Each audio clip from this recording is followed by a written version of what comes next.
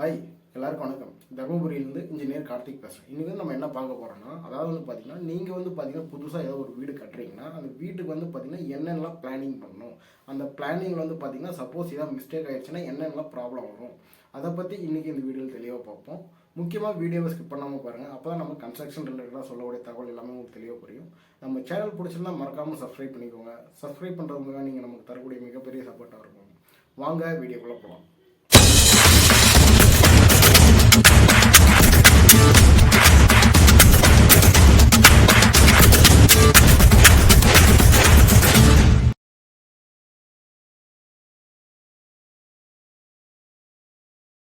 First of all பார்த்தீங்கன்னா நீங்கள் புதுசாக ஏதோ ஒரு வீடு கட்டுறீங்கன்னா அந்த வீடு கட்டுறதுக்கு தேவையான எல்லா பிளானிங்குமே பார்த்தீங்கன்னா முன்னாடியே ரெடி பண்ணி வச்சுட்டிங்கன்னா உங்களுக்கு பார்த்தீங்கன்னா நீங்கள் வேலை செய்கிறப்போ பார்த்தீங்கன்னா அந்த ஒர்க் பார்த்தீங்கன்னா ஸ்மூத்தாக போயிட்டே இருக்கும்.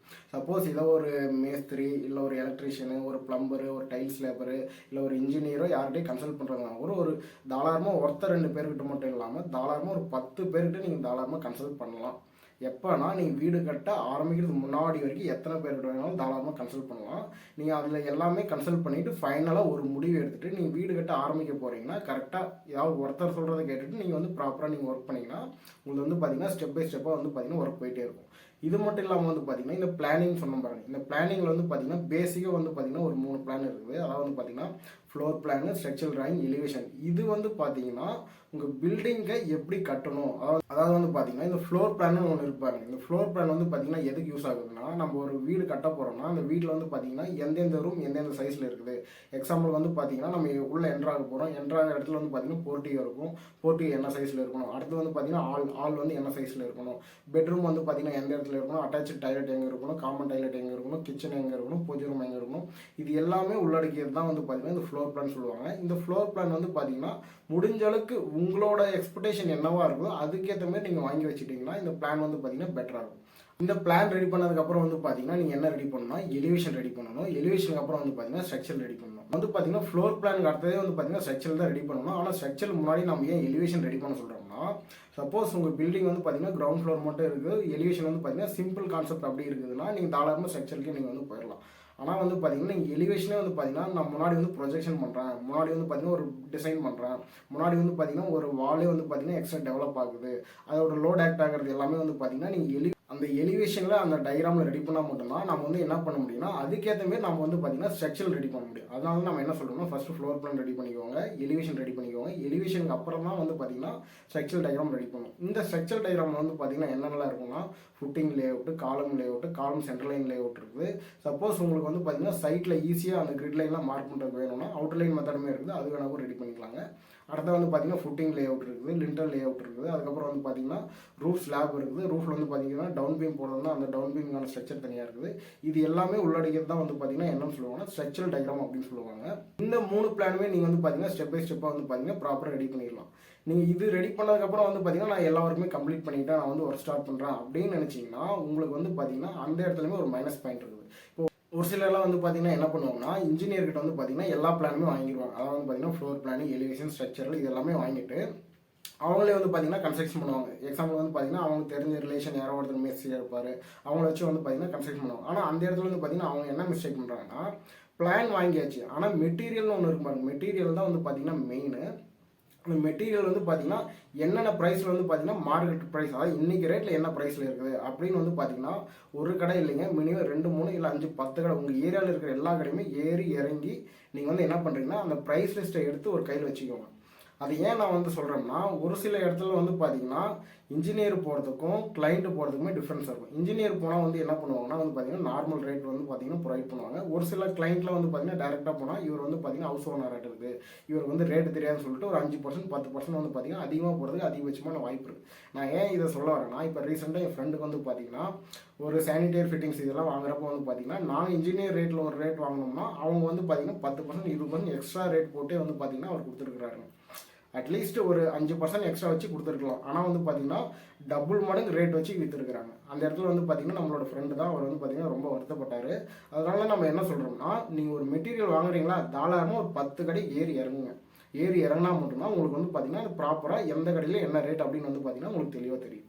மெட்டீரியல் செலெக்ஷன் எல்லாமே பார்த்தீங்கன்னா முடிஞ்சதுக்கப்புறம் பார்த்தீங்கன்னா நீங்கள் பார்த்தீங்கன்னா என்ன பண்ணணும்னா அடுத்ததாக பார்த்தீங்கன்னா ஒரு எஸ்டிமேஷன் அதாவது வந்து பார்த்தீங்கன்னா எக்ஸாம்பிளுக்கு உங்களோட வீடு வந்து பார்த்தீங்கன்னா ஒரு 1200 ஸ்கொயர் ஃபீட் இருக்குது அப்படின்னு வந்து பார்த்துட்டிங்கன்னா அந்த 1200 ஸ்கொயர் ஃபீட் வந்து பார்த்தீங்கன்னா எவ்வளோ மெட்டீரியல் தேவைப்படும், அடுத்ததாக வந்து பார்த்தீங்கன்னா அதில் வந்து பார்த்தீங்கன்னா எவ்வளோ எஸ்டிமேஷன் ஆகும் அப்படின்னு சொல்லிட்டு சிம்பிளாக ஒரு பட்ஜெட் வந்து ஒன்று போட்டு வச்சுக்கோங்க. இப்போ எக்ஸாம்பிளுக்கு வந்து பார்த்தீங்கன்னா ஒரு 1200 ஸ்கொயர் ஃபீட்டுக்கு வந்து ஒரு 25 லட்சத்துலேருந்து ஒரு 30 லட்சம் பக்கம் ஆகலாம் அப்படின்னு சொல்லிட்டு ஒரு அப்ராக்சிமேட்டாக எதுவுமே அக்யூரேட்டாக வந்து பார்த்தீங்கன்னா எதுவுமே போட முடியாதுங்க. அப்ராக்சிமேட்டாக தான் நான் சொல்கிறேன்.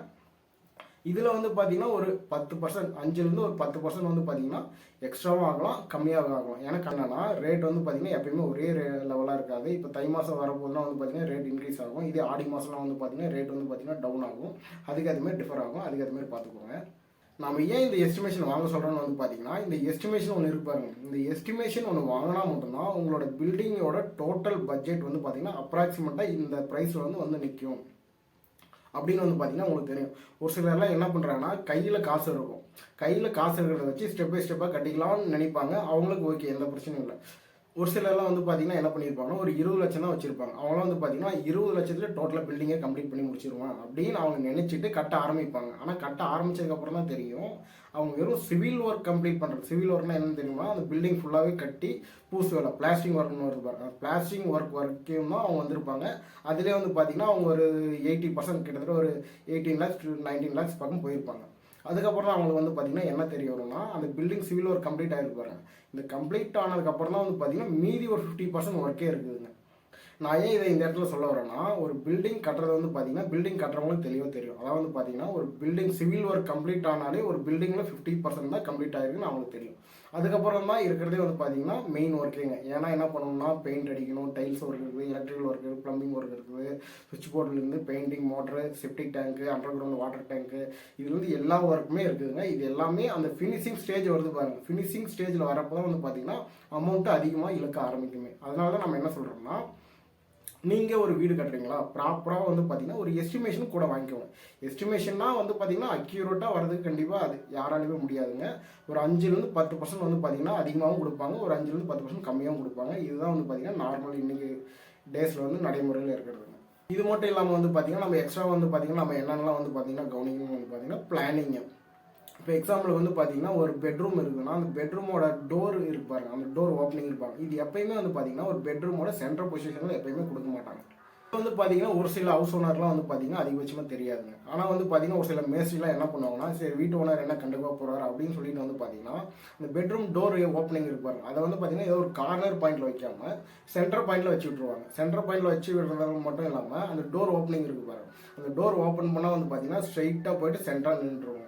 அப்படி இல்லைன்னா அந்த ரூமோட சென்டர் பாயிண்டில் நம்ம டோர் வைக்கிறதுனால உள்ளே இருக்கிறது எல்லாமே வந்து பார்த்தீங்கன்னா வெளியே தெரியறதுக்கு அதிகபட்சமான வாய்ப்பு இருக்கும். அதனால தான் நம்ம என்ன சொல்ல வரோம்னா ஒரு பெட்ரூம் டோர் நம்ம ஃபிட் பண்ணோம்னா எப்பயுமே வந்து பார்த்தீங்கன்னா ஒரு கார்னர் பாயிண்ட் எக்ஸாம்பிள் வந்து பார்த்தீங்கன்னா வாசுபடி வந்து பார்த்தீங்கன்னா ஒரு மூளைக்குத்து வராத மாதிரி பார்த்துட்டு ஒரு செவுத்தோட கார்னர் பாயிண்ட் வச்சோம்னா தான் நம்ம வந்து பார்த்தீங்கன்னா டோர் ஓப்பன் பண்ணால் ஒன்று லெஃப்ட் சைடில் போய் வந்து க்ளோஸ் ஆகிடும், அப்படின்னா ரைட் சைடில் போய் க்ளோஸ் ஆகிடுங்க. இதே எக்ஸாம்பிள் தான் வந்து பார்த்தீங்கன்னா என்னன்னா ஒரு பாத்ரூம் நம்ம ஒரு ஓப்பனிங் கொடுக்குறோன்னு வச்சுக்கோங்க. அந்த பாத்ரூம் ஓப்பனிங் வந்து பார்த்தீங்கன்னா எப்பயுமே ஒரு கார்னர் லெஃப்ட் சைடு இருக்கணும், அப்படின்னா ரைட் சைடில் இருக்கும்.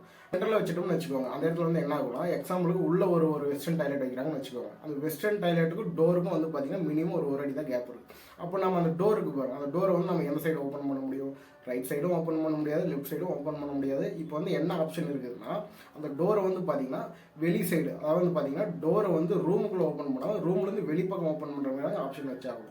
அப்படி இல்லைன்னா இன்னொரு ஆப்ஷன் இருக்குதுங்க. என்னன்னா அந்த இதே வந்து பார்த்தீங்கன்னா ஓப்பனிங்கை பிரேக் பண்ணிவிட்டு அவங்களுக்கு தேவையான மாதிரி அட்ஜஸ்ட் பண்ணணும். ஆனால் இந்த இடத்துல பிரேக் பண்ணோம்னா என்ன ஆகும்னா வீட்டு ஓனர் மனசே விட்டுருவாருங்க. அதனால தான் நம்ம என்ன சொல்கிறோம்னா எதாக இருந்தாலுமே ப்ராப்பர் பிளானிங்.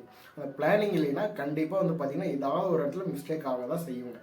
இது மட்டும் இல்லாமல் ஒரு சிலர்லாம் என்ன பண்ணுறாங்கன்னா இந்த பாத்ரூம் இருக்குது பாருங்கள், இந்த பாத்ரூமில் வந்து பார்த்தீங்கன்னா 7 அடி மட்டும் அந்த லாஃப்ட் இருப்பாங்க, 7 அடியில் போட்டு க்ளோஸ் பண்ணிவிட்டு அதுக்கு மேலே ஒரு ஸ்டோரேஜ் வைப்பாங்க. இதெல்லாம் வந்து பார்த்தீங்கன்னா முற்றிலும் தவறுங்க. ஏன்னா நீங்கள் பாத்ரூமில் போய் குளிச்சு பாருங்கள், அந்த 7 அடி மட்டத்தில் க்ளோஸ் பண்ணிவிட்டு ஒரு ஹீட்டரை போட்டு குளிச்சிங்கன்னா உள்ளே உங்களுக்கு வந்து பார்த்தீங்கன்னா அவ்வளோ ஹீட் வந்து பார்த்தீங்கன்னா எக்ஸ்போஸ் ஆகும். அந்த ஹீட் எல்லாமே பார்த்தீங்கன்னா வெளியே போகிறதுக்கு இடமே இல்லாமல் அந்த பாத்ரூமே சுற்றிட்டே இருக்கும். உங்களுக்கு வந்து பார்த்தீங்கன்னா ரொம்ப டிஸ்டர்பன்ஸாக இருக்கும். பாத்ரூமை பொறுத்த வரைக்கும் பார்த்தீங்கன்னா எப்பயுமே ரூஃப் டாப் வந்து பார்த்தீங்கன்னா அந்த 7 அடியில் க்ளோஸ் பண்ணவே கூடாதுங்க. நம்ம சீலிங் வரைக்கும் விட்டு நம்ம வந்து ஃப்ரீயாக யூஸ் பண்ணால் மட்டும்தான் உள்ளே இருக்கிற ஏர் சர்க்குலேஷன் அந்த ஹீட் எல்லாமே வந்து பார்த்தீங்கன்னா வென்டிலேஷன் வெளியே போகிறதுக்கு வந்து பார்த்தீங்கன்னா பர்ஃபெக்டாக இருக்கும். அடுத்தபடியே வந்து பார்த்தீங்கன்னா வேறு என்னென்னலாம் மிஸ்டேக் பண்ணுவாங்க வந்து பார்த்தீங்கன்னா இந்த ஸ்டெப்பு போடுவாங்க பாருங்கள். இந்த ஸ்டெப்பு வெளியே வந்து பார்த்தீங்கன்னா போர்ட்டியோ பக்கத்தில் ஸ்டெப் இருக்கும். இந்த ஸ்டெப்பு போட்டுட்டு அந்த ஸ்டெப்பு கீழே இருக்கிற ஸ்பேஸ் வந்து பார்த்தீங்கன்னா ஒரு இந்தியன் டாய்லெட் வச்சு யூஸ் பண்ணுவாங்க. ஆனால் அந்த இந்தியன் டாய்லெட் வைக்கிறப்போ வந்து பார்த்தீங்கன்னா என்ன மெயினாக பார்க்கணுன்னா நீங்கள் உட்காந்து எழுவுறப்போ வந்து பார்த்தீங்கன்னா தலை இருக்குது பாருங்கள். இந்த தலை போய் அந்த ஸ்டெப்போட வேஸ்ட்டில் பாட்டம் இருக்குது பாருங்கள், அந்த இடத்துல போய் இடிக்காமல் இருக்கிற மாதிரி பார்த்துக்கணுங்க. நான் ஏன் இதை இந்த இடத்துல சொல்ல வரேன்னா, சப்போஸ் ஏன்னா ஒரு நம்ம போய் ரிலாக்ஸாக உட்கார ஒரு இடம்னா வந்து பார்த்தீங்கன்னா அது ரெஸ்ட் ரூம் தாங்க. வெஸ்டர்ன் டாய்லெட்னா கம்ஃபர்டபுளாக சரியாக போயிடும். இந்தியன் டாய்லெட்டில் கீழே உட்காந்துட்டு மேலே எழும்போது வந்து பார்த்தீங்கன்னா திடீர்னு போய் அந்த வேஸ்ட்டில் அப்படி இடிச்சாங்கன்னா, சப்போஸ் எக்ஸாம்பிள் ஏதாவது அவர் அந்த டைம் நாக்குக்கு வெளியே நீட்டிட்டு இருந்தாங்கன்னா அது நாக்கு கட் ஆகிறது அதிகபட்சமான வாய்ப்பு இருக்குங்க. ஒரு இந்தியன் டாய்லெட் வெஸ்டர்ன் டாய்லெட் நம்ம எது வச்சாலுமே நம்ம எழுந்து நிற்கவும் பாருங்கள். அப்படி எழுந்து நிற்கிறப்போ வந்து பார்த்தீங்கன்னா மேலே கம்பல்சரியாக வந்து பார்த்தீங்கன்னா ஒரு அரை அடிக்கு வந்து பார்த்தீங்கன்னா கேப் இருந்தால் மட்டும்தான் அந்த இடத்துல வந்து பார்த்தீங்கன்னா அந்த ஹியூமனோட சேஃப்டி வந்து பார்த்தீங்கன்னா நம்ம இன்ஷூர் பண்ண முடியும். இப்போ நான் சொல்லியிருக்கிறது இது எல்லாமே வந்து பார்த்தீங்கன்னா நார்மலாக பேசிக் பிளானிங் தாங்க. இது மட்டும் இல்லாமல் வந்து பார்த்தீங்கன்னா இன்னும் ஸ்ட்ரக்சர்லாம் வந்து பார்த்தீங்கன்னா நிறைய ஃபாலோ பண்ணுங்க. இது எல்லாமே வந்து பார்த்தீங்கன்னா நம்மளோட ஃபியூச்சர் வீடியோஸில் வந்து பார்த்தீங்கன்னா அப்கமிங்கில் வந்துகிட்டே இருக்கும். மறக்காமல் நம்ம சேனலை வந்து ஃபாலோ பண்ணிக்கோங்க, சப்ஸ்கிரைப் பண்ணிக்கோங்க. நாங்கள் வந்து பார்த்தீங்கன்னா தருமபுரியில் KM builders, engineer, civil contractor, construction run பண்ணிட்டு இருக்கோம். உங்களுக்கு ஏதாவது வீடு கட்டுமான சம்மந்தமான floor plan, structure drawing, elevation, onsite visit, consultation, construction ஏதாவது தேவைப்பட்டால் தாராளமாக என்னோட கான்டாக்ட் நம்பர் வந்து கான்டாக்ட் பண்ணுங்கள். முக்கியமாக வீடியோ பிடிச்சிருந்தா லைக் பண்ணுங்கள். உங்கள் ஃப்ரெண்ட்ஸ், ரிலேட்டிவ்ஸ் யாராவது கன்ஸ்ட்ரக்ஷன் ரிலேட்டடாக ஏதாவது கொஷின்ஸ், கொரீஸ் இருந்தால் மறக்காமல் அவங்களுக்கு இந்த வீடியோவை ஷேர் பண்ணுங்கள். தேங்க்ஸ் ஃபார் வாட்சிங்.